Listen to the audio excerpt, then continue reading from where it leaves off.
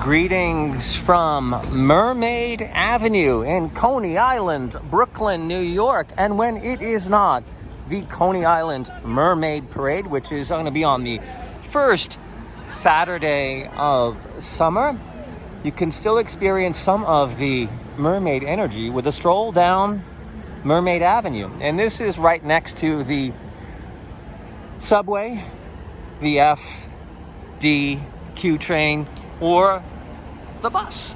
Very easy to find. We'll walk over maybe to about 16th Street and experience some of the Coney Island mermaid culture. Now, the Mermaid Parade especially was formed in 1983 with three goals in mind. It brings mythology to life for local residents who live on the streets named Mermaid Avenue and Neptune. It creates self-esteem in a district that is once disregarded as entertainment, and it lets artistic New Yorkers find self-expression in public, unlike most parades. This one has no ethnic, religious, or commercial aims. It's a major New York holiday invented by artists, an American version of the summer solstice celebration. Mermaid Parade takes place on the first Saturday after the summer solstice. But Mermaid Avenue, as we see right here, is going to be here all year for you. Now, I don't think you would actually see the mermaids on Mermaid Avenue. They tend to like to be by the water, especially this time of year. Speaking of the water, only 1 block away, that is the Atlantic Ocean to our left.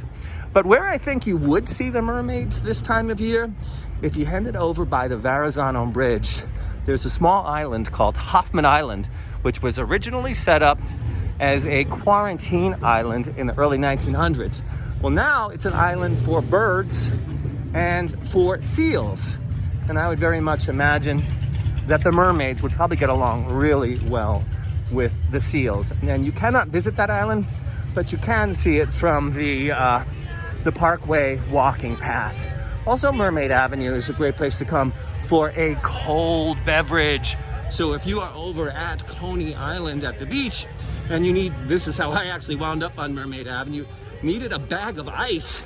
I just started walking around until I was able to locate, and actually that was 1 block over where I was able to locate that. But I found Mermaid Avenue to be quite fun, especially with the name itself. And so I did walk all the way down to Mermaid Avenue. And what happens at the end of Mermaid Avenue what happens is you'll see the community of Seagate, which is very interesting in itself because that is where the Coney Island Lighthouse is located. And not many people even know that Coney Island has a lighthouse because Seagate is a gated community as per the name. But you can see it as well from the Shore Park Greenway, which is underneath the Verrazano Bridge that connects the borough of Brooklyn to Staten Island. If you wanted to experience this and you are visiting New York City, you're in the Broadway, Times Square area, this is only 13 miles away from the Empire State Building and available by subway for only $2.75. And we'll finish here at Our Lady of Solace Shrine Church.